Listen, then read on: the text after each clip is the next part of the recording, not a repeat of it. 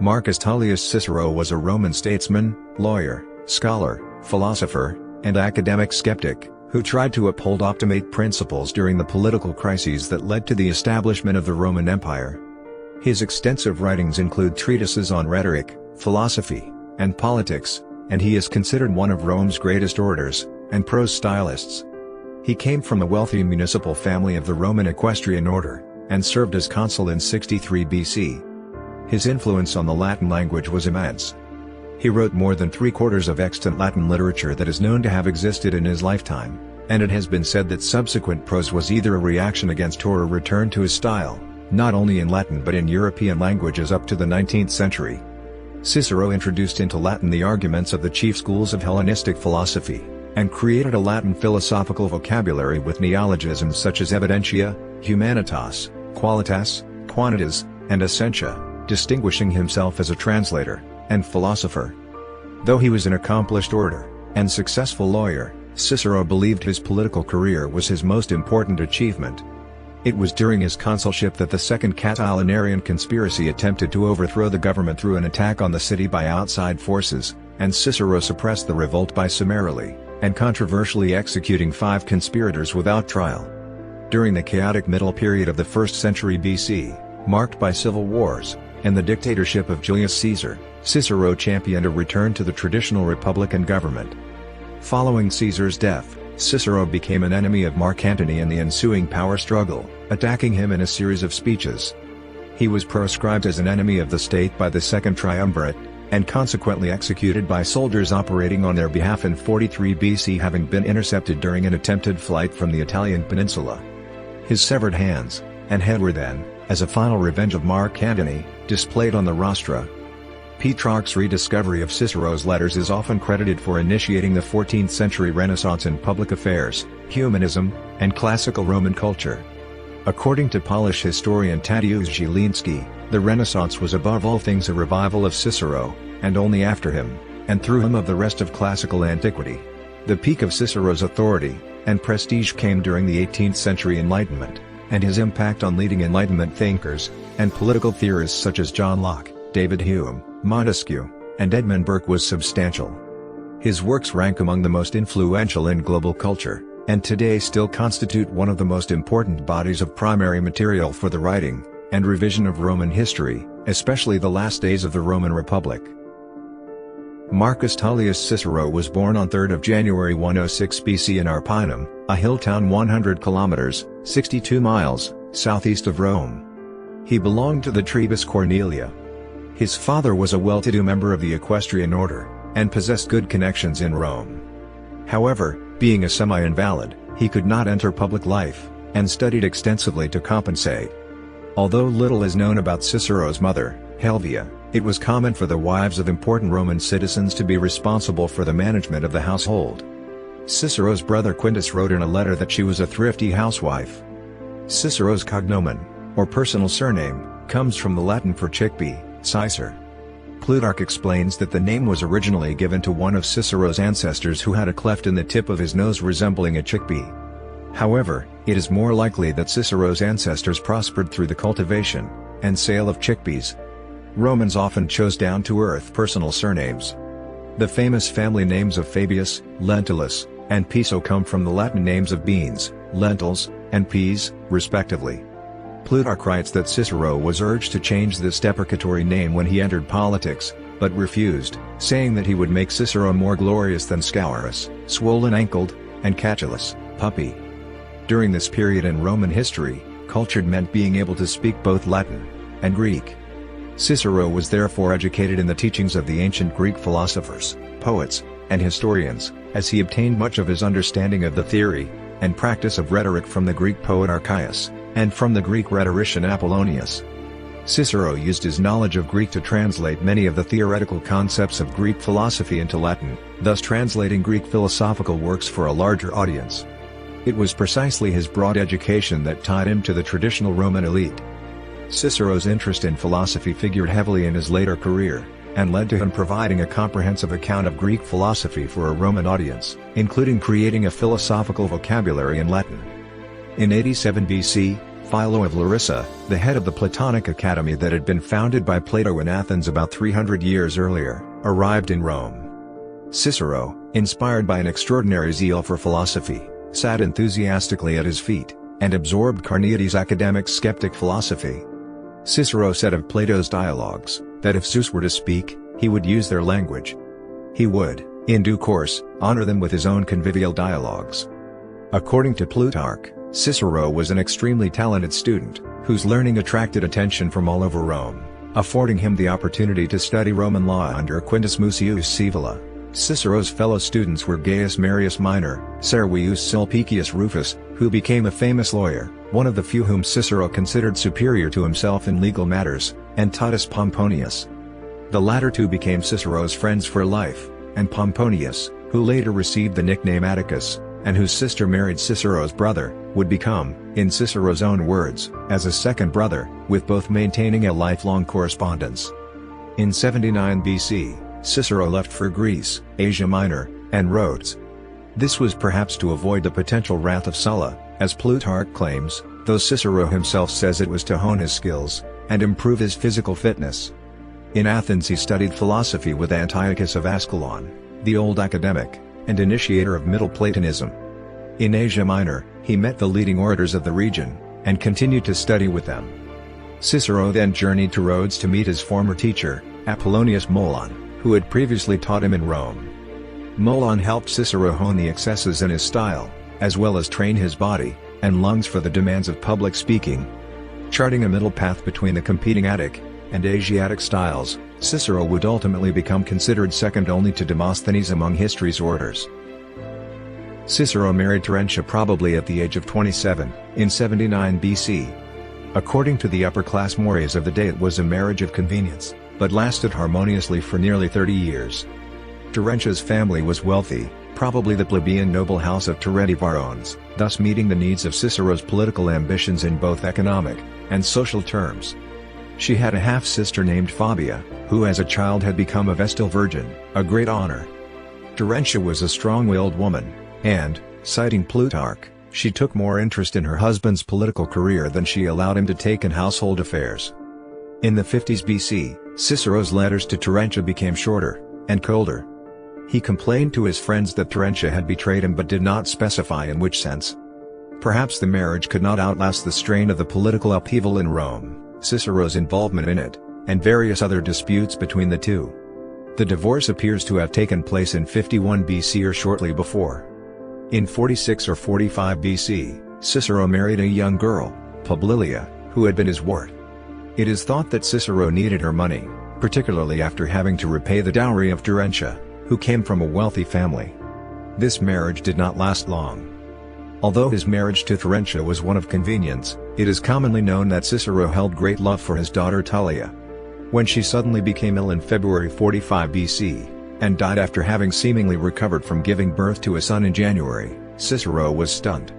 "I have lost the one thing that bound me to life," he wrote to Atticus. Atticus told him to come for a visit during the first weeks of his bereavement, so that he could comfort him when his pain was at its greatest.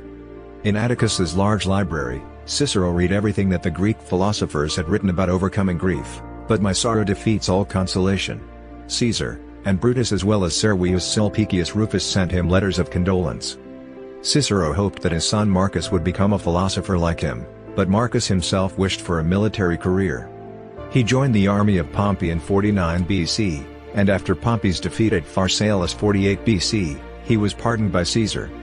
Cicero sent him to Athens to study as a disciple of the peripatetic philosopher Cratippus in 48 BC, but he used this absence from his father's vigilant eye to eat, drink, and be merry. After Cicero's death he joined the army of the liberators but was later pardoned by Augustus.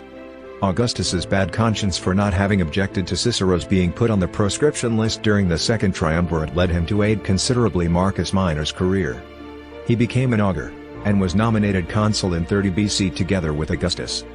As such, he was responsible for revoking the honors of Mark Antony, who was responsible for the proscription, and could in this way take revenge.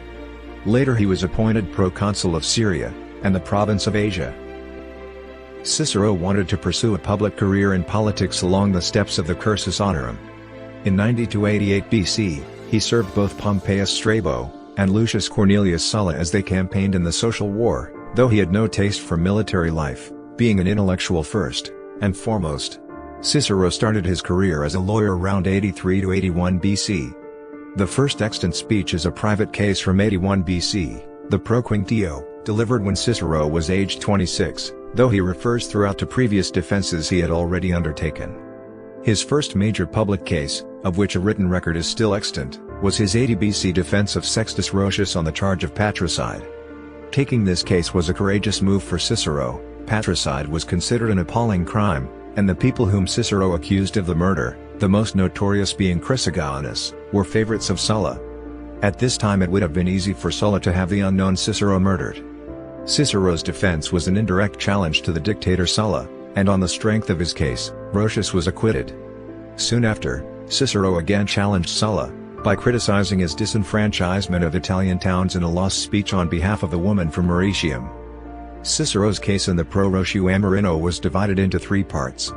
The first part detailed exactly the charge brought by Aristeus. Cicero explained how a rustic son of a farmer, who lives off the pleasures of his own land, would not have gained anything from committing patricide because he would have eventually inherited his father's land anyway. The second part concerned the boldness and greed of two of the accusers, Magnus and Capito. Cicero told the jury that they were the more likely perpetrators of murder because the two were greedy, both for conspiring together against a fellow kinsman, and, in particular, Magnus, for his boldness, and for being unashamed to appear in court to support the false charges. The third part explained that Chrysogonus had immense political power, and the accusation was successfully made due to that power. Even though Chrysogonus may not have been what Cicero said he was, through rhetoric Cicero successfully made him appear to be a foreign freedman who prospered by devious means in the aftermath of the Civil War. Cicero surmised that it showed what kind of a person he was, and that something like murder was not beneath him. His first office was as one of the 20 annual quaestors, a training post for serious public administration in a diversity of areas, but with a traditional emphasis on administration, and rigorous accounting of public monies under the guidance of a senior magistrate or provincial commander. Cicero served as quaestor in western Sicily in 75 BC, and demonstrated honesty and integrity in his dealings with the inhabitants. As a result, the grateful Sicilians asked Cicero to prosecute Gaius Verres, a governor of Sicily, who had badly plundered the province. His prosecution of Gaius Verres was a great forensic success for Cicero. Governor Gaius Verres hired the prominent lawyer of a noble family Quintus Hortensius Hortalus. After a lengthy period in Sicily collecting testimonials and evidence, and persuading witnesses to come forward, Cicero returned to Rome, and won the case in a series of dramatic court battles. His unique style of oratory set him apart from the flamboyant Hortensius. On the conclusion of this case, Cicero came to be considered the greatest orator in Rome. The view that Cicero may have taken the case for reasons of his own is viable. Hortensius was, at this point, known as the best lawyer in Rome. To beat him would guarantee much success, and the prestige that Cicero needed to start his career. Cicero's oratorical ability is shown in his character assassination of Verres, and various other techniques of persuasion used on the jury. One such example is found in the speech against Verres I, where he states, "With you on this bench, gentlemen, with Marcus Acilius Glabrio as your president, I do not understand what Verres can hope to achieve." Oratory was considered a great art in ancient Rome, and an important tool for disseminating knowledge, and promoting oneself in elections, in part because there were no regular newspapers or mass media. Cicero was neither a patrician nor a plebeian noble. His rise to political office despite his relatively humble origins has traditionally been attributed to his brilliance as an orator. Cicero grew up in a time of civil unrest and war. Sulla's victory in the first of a series of civil wars led to a new constitutional framework that undermined libertas, liberty, the fundamental value of the Roman Republic. Nonetheless, Sulla's reforms strengthened the position of the equestrian class, contributing to that class's growing political power.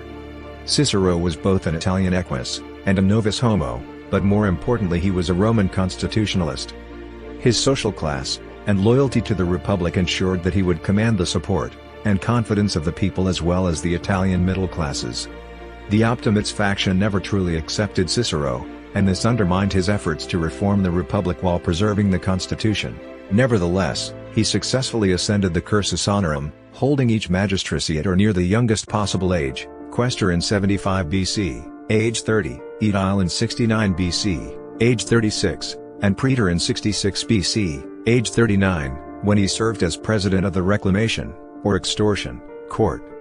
He was then elected consul at age 42.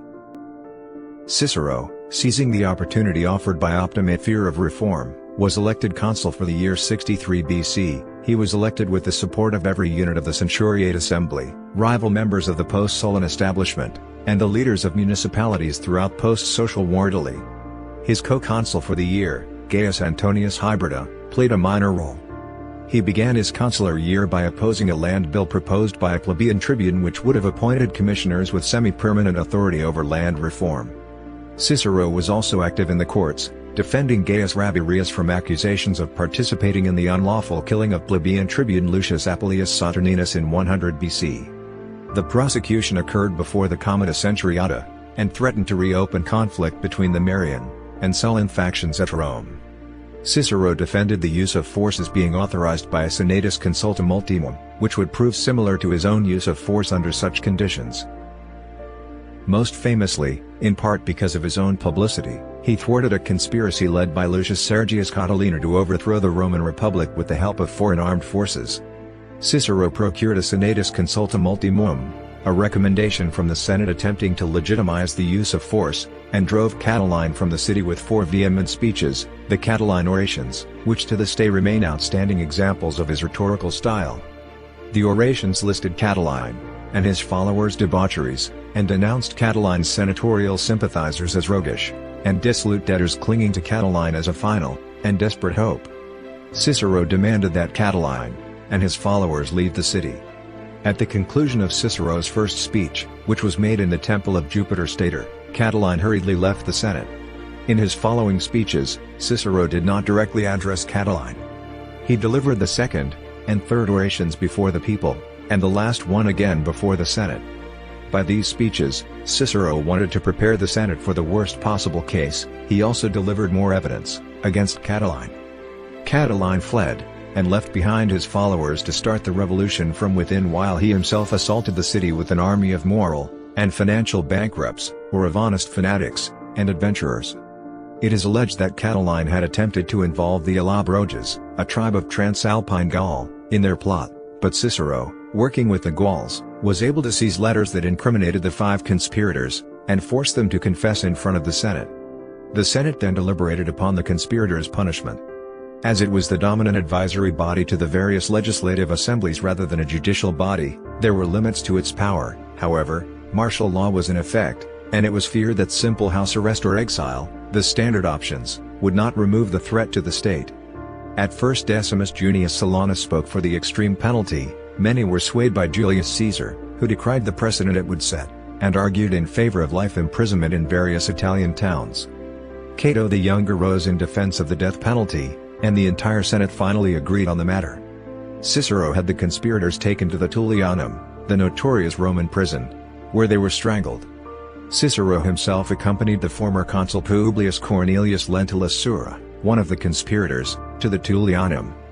Cicero received the honorific Pater Patriae for his efforts to suppress the conspiracy, but lived thereafter in fear of trial or exile for having put Roman citizens to death without trial. While the senatus consultum ultimum gave some legitimacy to the use of force against the conspirators, Cicero also argued that Catiline's conspiracy, by virtue of its treason, made the conspirators enemies of the state, and forfeited the protections intrinsically possessed by Roman citizens. The consuls moved decisively. Antonius Hybrida was dispatched to defeat Catiline in battle that year, preventing Crassus or Pompey from exploiting the situation for their own political aims. After the suppression of the conspiracy, Cicero was proud of his accomplishment. Some of his political enemies argued that though the act gained Cicero popularity, he exaggerated the extent of his success. He overestimated his popularity again several years later after being exiled from Italy, and then allowed back from exile. At this time, he claimed that the Republic would be restored along with him. Many Romans at the time, led by popularis politicians Gaius Julius Caesar, and patrician-turned-plebeian Publius Clodius Pulcher believed that Cicero's evidence against Catiline was fabricated, and the witnesses were bribed. Cicero, who had been elected consul with the support of the optimates, promoted their position as advocates of the status quo, resisting social changes, especially more privileges for the average inhabitants of Rome. Shortly after completing his consulship, in late 62 BC, Cicero arranged the purchase of a large townhouse on the Palatine Hill previously owned by Rome's richest citizen, Marcus Licinius Crassus. It cost an exorbitant sum, 3.5 million sesterces, which required Cicero to arrange for a loan from his co-consul Gaius Antonius Hybrida based on the expected profits from Antonius's proconsulship in Macedonia.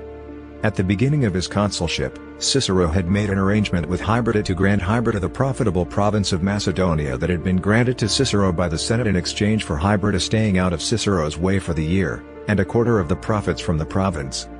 In return, Cicero gained a lavish house which he proudly boasted was in conspecta propitiotia urbis, in sight of nearly the whole city, only a short walk away from the Roman Forum. In 60 BC, Julius Caesar invited Cicero to be the fourth member of his existing partnership with Pompey and Marcus Licinius Crassus, an assembly that would eventually be called the First Triumvirate. Cicero refused the invitation because he suspected it would undermine the Republic. During Caesar's consulship of 59 BC, the Triumvirate had achieved many of their goals of land reform, publicani debt forgiveness, ratification of Pompeian conquests, etc. With Caesar leaving for his provinces, they wished to maintain their stranglehold on politics. They engineered the adoption of patrician Publius Clodius Pulcher into a plebeian family, and had him elected as one of the 10 tribunes of the plebs for 58 BC. Clodius used the Triumvirate's backing to push through legislation that benefited them all. He introduced several laws, the leges Claudii, that made him very popular with the people, strengthening his power base. Then he turned on Cicero by threatening exile to anyone who executed a Roman citizen without a trial. Cicero, having executed members of the Catiline conspiracy 4 years previously without formal trial, was clearly the intended target. Furthermore, many believed that Clodius acted in concert with the Triumvirate, who feared that Cicero would seek to abolish many of Caesar's accomplishments while consul the year before.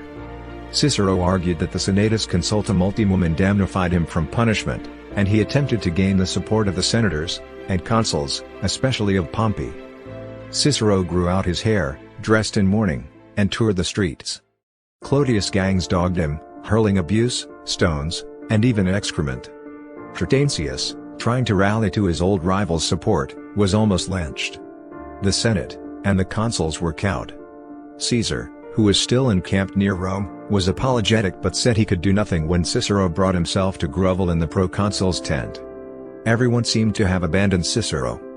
After Clodius passed a law to deny to Cicero fire and water, i.e., shelter, within 400 miles of Rome, Cicero went into exile. He arrived at Thessalonica on 23 May 58 BC.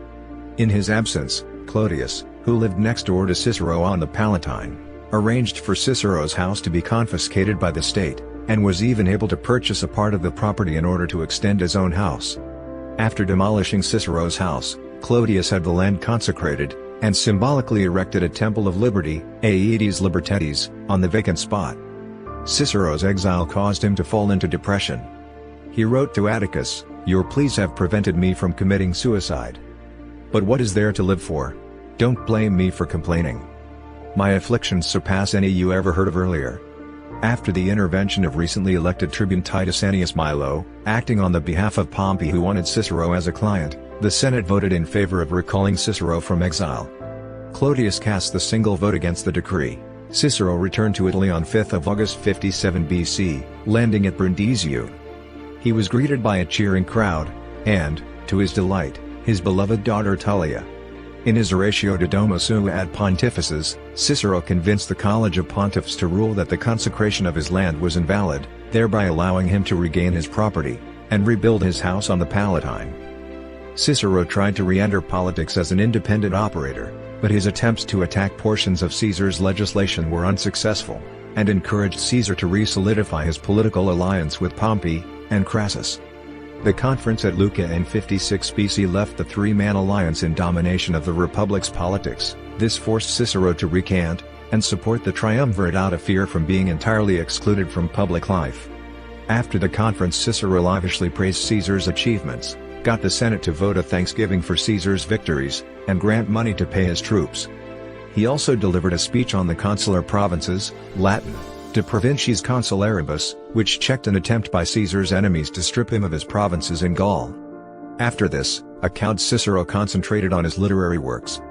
It is uncertain whether he was directly involved in politics for the following few years. In 51 BC he reluctantly accepted a pro-magistracy, as proconsul, in Cilicia for the year. There were few other former consuls eligible as a result of a legislative requirement enacted by Pompey in 52 BC specifying an interval of 5 years between a consulship or praetorship, and a provincial command. He served as proconsul of Cilicia from May 51 BC, arriving in the provinces 3 months later around August. He was given instructions to keep nearby Cappadocia loyal to King Ariobarzanes III, which he achieved satisfactorily without war. In 53 BC Marcus Licinius Crassus had been defeated by the Parthians at the Battle of Carrhae. This opened up the Roman East for a Parthian invasion, causing much unrest in Syria and Cilicia. Cicero restored calm by his mild system of government. He discovered that a great amount of public property had been embezzled by corrupt previous governors and members of their staff, and did his utmost to restore it. Thus he greatly improved the condition of the cities. He retained the civil rights of, and exempted from penalties, the men who gave the property back. Besides this, he was extremely frugal in his outlays for staff and private expenses during his governorship, and this made him highly popular among the natives. Previous governors had extorted enormous sums from the provincials in order to supply their households and bodyguards. Besides his activity in ameliorating the hard pecuniary situation of the province, Cicero was also creditably active in the military sphere. Early in his governorship he received information that Prince Pacorus, son of Orodes II the king of the Parthians, had crossed the Euphrates, and was ravaging the Syrian countryside, and had even besieged Cassius, the interim Roman commander in Syria, in Antioch. Cicero eventually marched with 2 understrength legions, and a large contingent of auxiliary cavalry to Cassius's relief. Pacorus and his army had already given up on besieging Antioch, and were heading south through Syria, ravaging the countryside again. Cassius and his legions followed them, harrying them wherever they went, eventually ambushing and defeating them near Antigonium. Another large troop of Parthian horsemen was defeated by Cicero's cavalry, who happened to run into them while scouting ahead of the main army. Cicero next defeated some robbers who were based on Mount Amanus, and was hailed as imperator by his troops.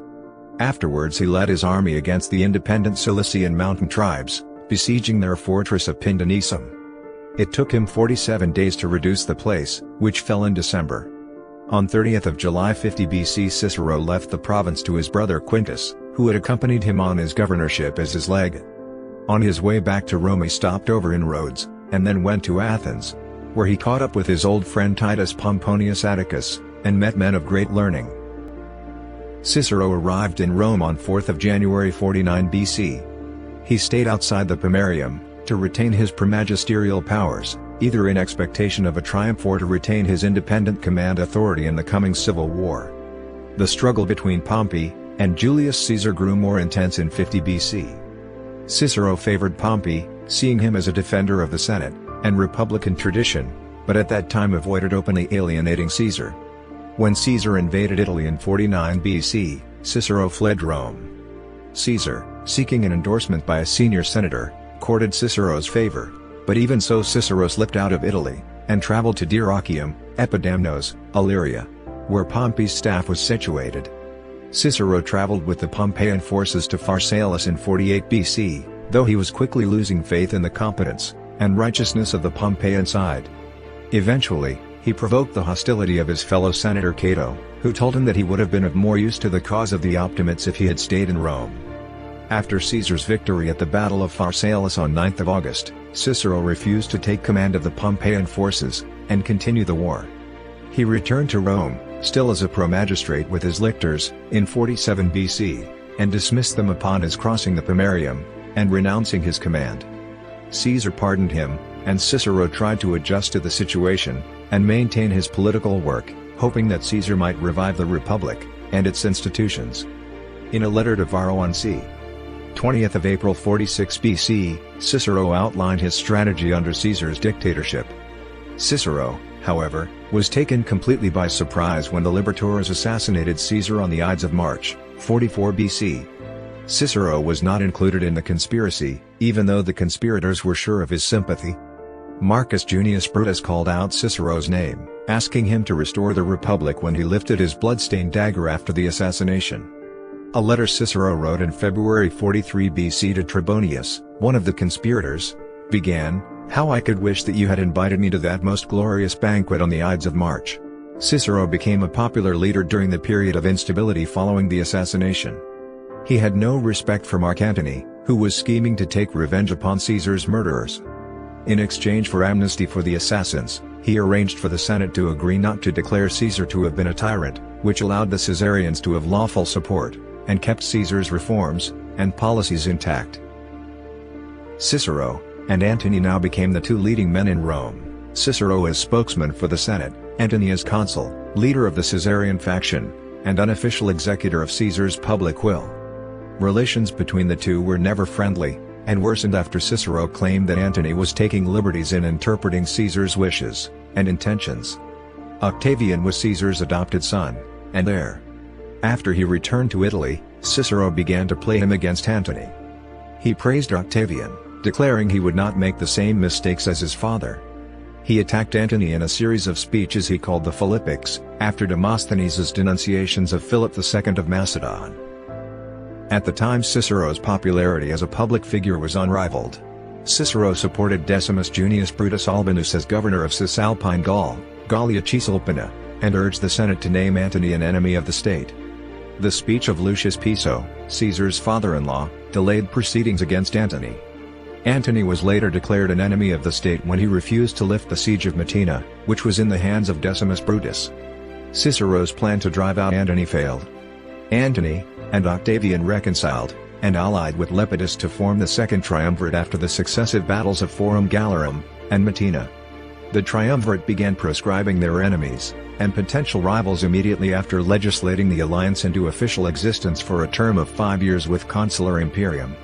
Cicero and all of his contacts and supporters were numbered among the enemies of the state, even though Octavian argued for 2 days against Cicero being added to the list.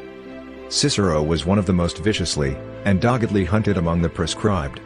He was viewed with sympathy by a large segment of the public, and many people refused to report that they had seen him. He was caught on 7th of December 43 BC leaving his villa in Formiae in a litter heading to the seaside, where he hoped to embark on a ship destined for Macedonia.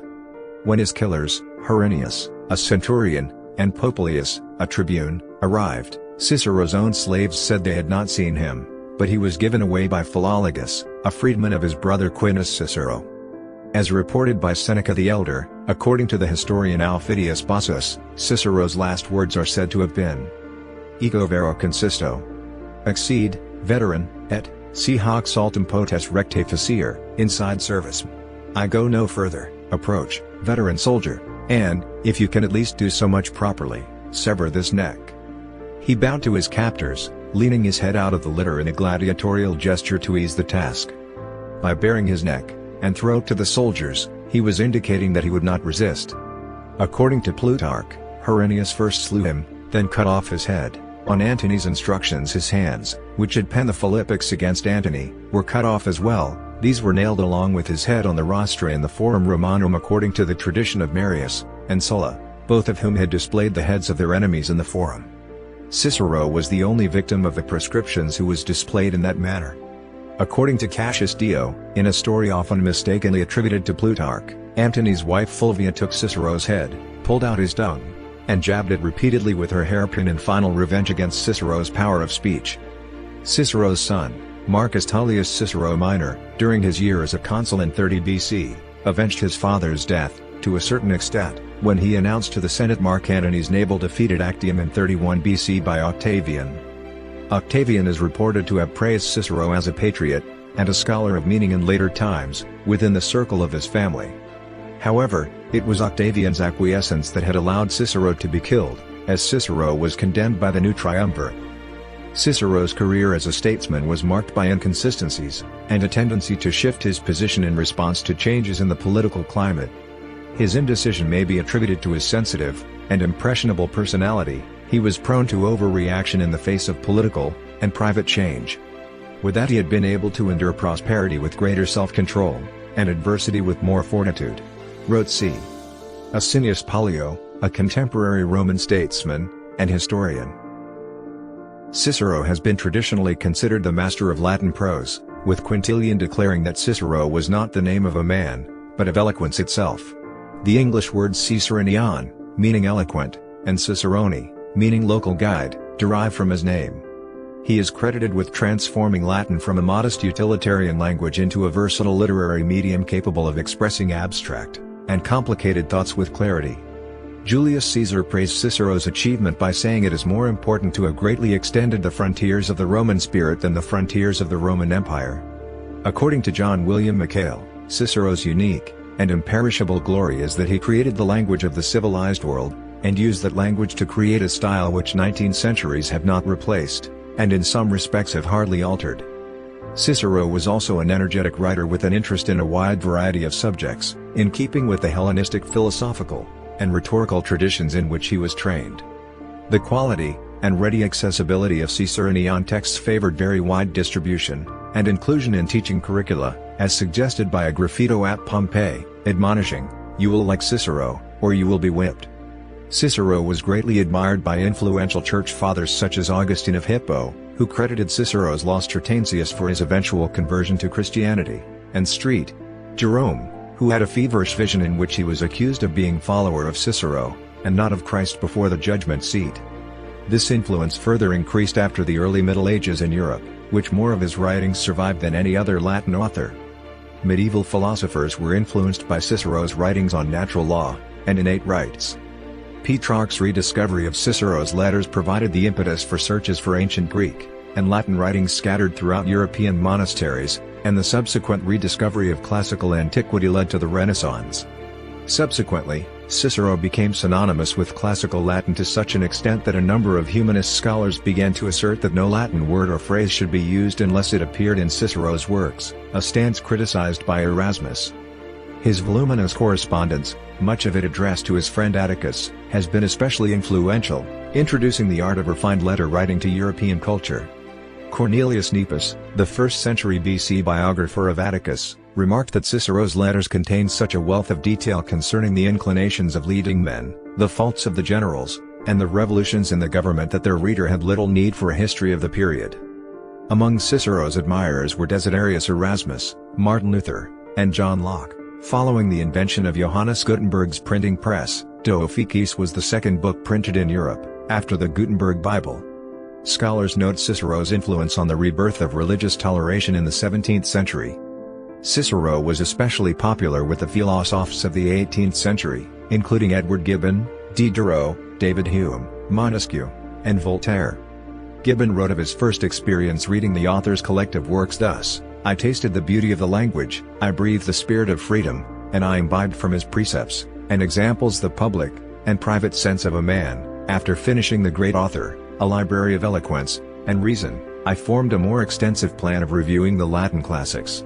Voltaire called Cicero the greatest as well as the most elegant of Roman philosophers, and even staged a play based on Cicero's role in the Catilinarian conspiracy, called Rome Sauvi, ou Catilina, to make young people who go to the theatre acquainted with Cicero.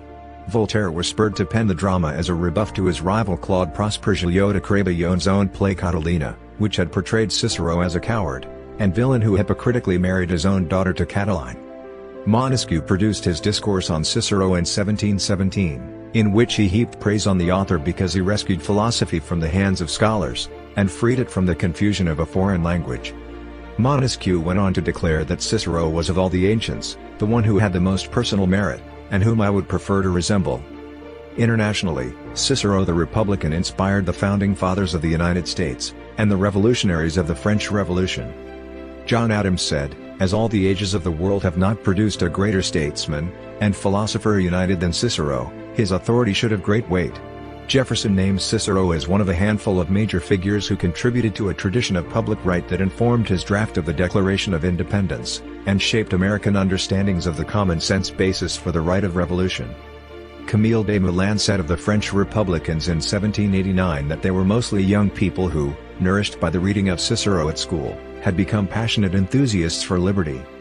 Jim Powell starts his book on the history of liberty with the sentence, Marcus Tullius Cicero expressed principles that became the bedrock of liberty in the modern world. Likewise, no other ancient personality has inspired as much venomous dislike as Cicero, especially in more modern times. His commitment to the values of the Republic accommodated a hatred of the poor, and persistent opposition to the advocates and mechanisms of popular representation. Friedrich Engels referred to him as the most contemptible scoundrel in history for upholding republican democracy while at the same time denouncing land and class reforms. Cicero has faced criticism for exaggerating the democratic qualities of republican Rome, and for defending the Roman oligarchy against the popular reforms of Caesar.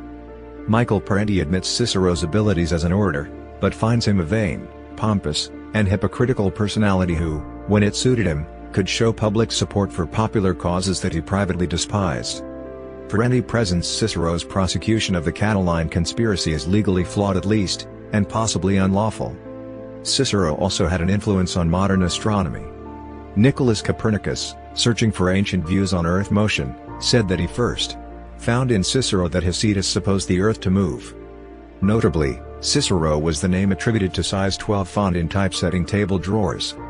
For ease of reference, type sizes 3, 4, 5, 6, 7, 8, 9, 10, 12, 14, 16, and 20 were all given different names.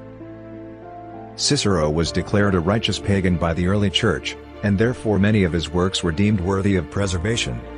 The Bogomils considered him a rare exception of a pagan saint.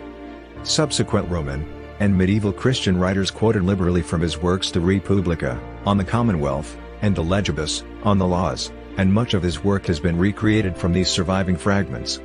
Cicero also articulated an early, abstract conceptualization of rights, based on ancient law and custom. Of Cicero's books, 6 on rhetoric have survived, as well as parts of 7 on philosophy. Of his speeches, 88 were recorded, but only 52 survive. Cicero's great repute in Italy has led to numerous ruins being identified as having belonged to him, though none have been substantiated with absolute certainty. In Formia, 2 Roman-era ruins are popularly believed to be Cicero's mausoleum, the Tomba di Cicerone, and the villa where he was assassinated in 43 BC. The latter building is centered around a central hall with Doric columns, and a coffered vault, with a separate nymphaeum, on 5 acres of land near Formia. A modern villa was built on the site after the Rubino family purchased the land from Ferdinand II of the Two Sicilies in 1868. Cicero's supposed tomb is a 24-meter, 79 feet, tall tower on an opus quadratum base on the ancient Via Appia outside of Formia. Some suggest that it is not in fact Cicero's tomb, but a monument built on the spot where Cicero was intercepted and assassinated while trying to reach the sea. In Pompeii, a large villa excavated in the mid-18th century just outside the Herculaneum Gate was widely believed to have been Cicero's, who was known to have owned a holiday villa in Pompeii he called his Pompeianum. The villa was stripped of its fine frescoes and mosaics, and then reburied after 1763. It has yet to be re-excavated. However, contemporaneous descriptions of the building from the excavators combined with Cicero's own references to his Pompeianum differ, making it unlikely that it is Cicero's villa. In Rome, the location of Cicero's house has been roughly identified from excavations of the Republican-era stratum on the northwestern slope of the Palatine Hill. Cicero's domus has long been known to have stood in the area, according to his own descriptions, and those of later authors, but there is some debate about whether it stood near the base of the hill, very close to the Roman Forum, or nearer to the summit. During his life the area was the most desirable in Rome, densely occupied with patrician houses including the Domus Publica of Julius Caesar, and the home of Cicero's mortal enemy Clodius. In Dante's 1320 poem The Divine Comedy, the author encounters Cicero, among other philosophers, in limbo. Ben Jonson dramatized the conspiracy of Catiline in his play Catiline His Conspiracy, featuring Cicero as a character. Cicero also appears as a minor character in William Shakespeare's play Julius Caesar. Cicero was portrayed on the motion picture screen by British actor Alan Napier in the 1953 film Julius Caesar, based on Shakespeare's play. He has also been played by such noted actors as Michael Horton, in Cleopatra, and André Morel, in the 1970 Julius Caesar. Most recently, Cicero was portrayed by David Bamber in the HBO series Rome, 2005-2007, and appeared in both seasons. In the historical novel series Masters of Rome, Colleen McCulloch presents a not-so-flattering depiction of Cicero's career, showing him struggling with an inferiority complex, and vanity, morally flexible, and fatally indiscreet, while his rival Julius Caesar is shown in a more approving light. Cicero is portrayed as a hero in the novel A Pillar of Iron by Taylor Caldwell, 1965. Robert Harris novels Imperium, Lustrum, published under the name Conspirata in the United States, and Dictator comprise a three-part series based on the life of Cicero. In these novels Cicero's character is depicted in a more favorable way than in those of McCulloch, with his positive traits equaling or outweighing his weaknesses, while conversely Caesar is depicted as more sinister than in McCulloch. Cicero is a major recurring character in the Roma Sub Rosa series of mystery novels by Stephen Saylor. He also appears several times as a peripheral character in John Maddox Roberts' SPQR series. Samuel Barnett portrays Cicero in a 2017 audio drama series pilot produced by Big Finish Productions. A full series was released the following year. All episodes are written by David Llewellyn, and directed, and produced by Scott Hancock.